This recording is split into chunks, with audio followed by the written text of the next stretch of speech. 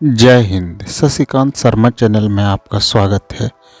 आज हम लोग बात करते हैं सरल जीवन। मनुष्य का जीवन बहुत ही सरल होता है, किंतु मनुष्य या तो अपने जीवन को खुद कष्टमय बनाता है या कहा जाए तो सुखी बनाता है। भगवान बुद्ध कहते हैं कि हमने जीवन में 4 दृश्य पाया। पहला जन्म, दूसरा जरा, तीसरा व्याधि, चौथा मृत्यु और एक दृश्य पाया, 5वां दृश्य सन्यासी का, जो हंसमुख था, जिसके जीवन में खुशियां थी। इन 4 दृश्यों ने तो मुझे झकझोर दिया, किंतु 5वां दृश्य मुझे जीवन का मार्ग दिखाया। अर्थात 5 ही मनुष्य हैं, लेकिन 5 दुख के व्याप्त अपने एक संसार बनाए हुए हैं। तो अब सवाल होता है कि इस संसार का हम क्या हैं? तो इस संसार का आप भी एक हिस्सा हैं, और सुख और दुख आपकी इच्छा से बनती है।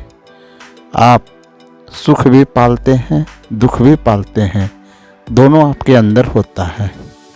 जीवन तो आपका मध्यम मार्ग है, किंतु आप खुद उसे या तो काया क्लेश देते हैं या तो फिर आप काया को काफ़ी सुख देते हैं, जिस कारण से आप सुख और दुख दोनों से उलझते रहते हैं, जबकि मध्यम मार्ग में सुख ही सुख है।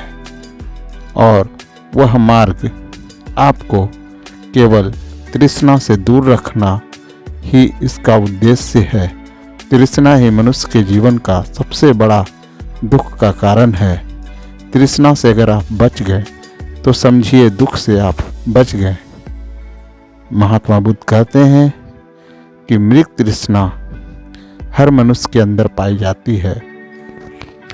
मनुष्य में संतोष की भावना नहीं होती। वो लगातार जीवन भर कुछ न कुछ प्राप्त करने की इच्छा अपने मन में रखता है, जीवन भर संघर्ष करता है। अंततः वह अपने आप को एक स्थान पर पाता है जहां उसे केवल दुख ही दुख नजर आता है। तब वह कहता है कि संसार में दुख ही दुख है, लेकिन वह यह नहीं जानता है कि उसने यह मार्ग स्वयं चुना है। संसार में सुख का भी मार्ग है और दुख का भी मार्ग है, और एक बीच का रास्ता है जिस पर न सुख है न दुख। केवल उस मार्ग पर हम लोग खड़े होकर सुखी और दुखी व्यक्ति को देख सकते हैं, किंतु अपने अंदर सुख और दुख का अनुभव नहीं कर सकते हैं। आप सोच सकते हैं, आप एक ऐसे स्थान पर खड़े होकर किसी भूखे को भोजन दे रहे हैं। कहने का अर्थ है, आपके द्वार पर कोई भूखा आया है, आप उसे खिला रहे हैं। तो क्या आपको भूख का एहसास हो रहा है? नहीं, आपको आनंद आ रहा है। सोचिए, जितना उस खाने वाले को आनंद नहीं आ रहा है, उतना आपको खिलाने में आनंद आ रहा है। यानी कि भूखा व्यक्ति दुखी था, भूख से व्याकुल था, और वह खाकर आनंद प्राप्त कर रहा है, और आप उस मार्ग पर खड़े हैं जहां आप खिलाकर आनंद प्राप्त कर रहे हैं। वहीं दूसरी ओर कोई ऐसा व्यक्ति जिसके पास खाने को बहुत कुछ है, किंतु उसे भूख नहीं है।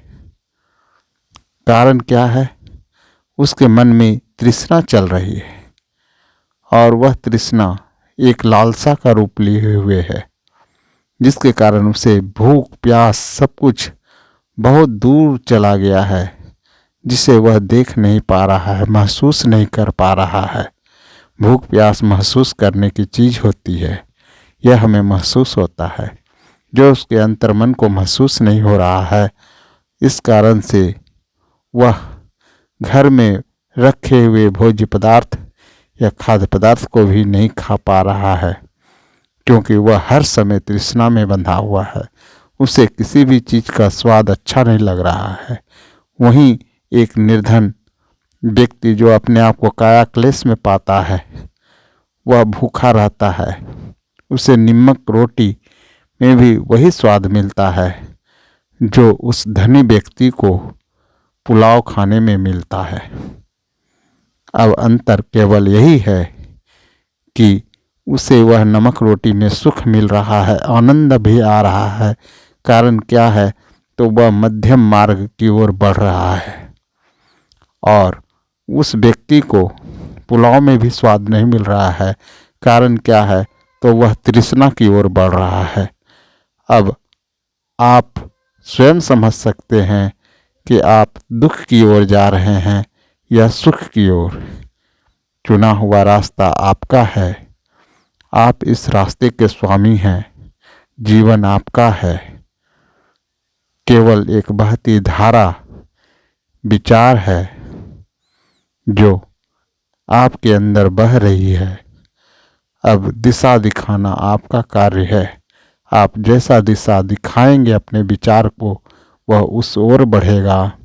अगर सुख की ओर, तो सुख खोजते चले जाएगा, किंतु संसार में सुख नहीं है।